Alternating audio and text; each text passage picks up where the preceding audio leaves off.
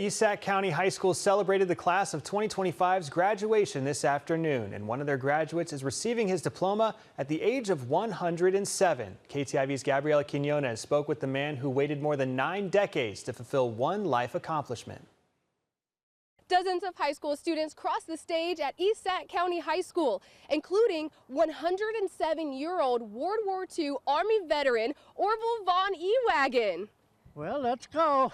Let's go.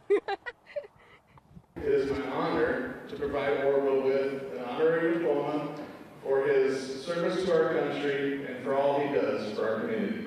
I didn't hardly think that would ever happen. Never happened to me anyway. And it was just wonderful the way it turned out. Times were tough during the Great Depression for Von Ewagen and his family.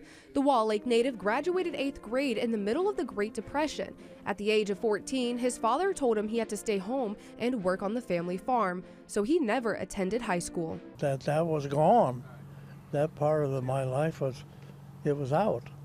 He then served his country in the United States Army from 1942 through 1945 during World War II. After his military service, he opened an appliance store with his wife. My business was a success, very much.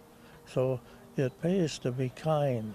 It pays to be have a smile. After hearing his story, friends and family of Von Ewagen decided he needed to be recognized for his life's achievements and worked with East Sac County High School to get him an honorary diploma. That's quite an honor.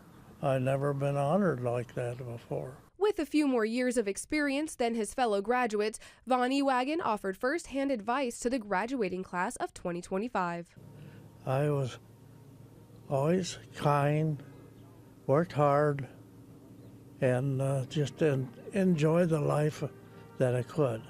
And it worked out just beautiful. Probably not as nice as going to high school and getting a diploma, but look what I got here. In Lakeview, Iowa, Gabriela Quinones, KTIV News 4.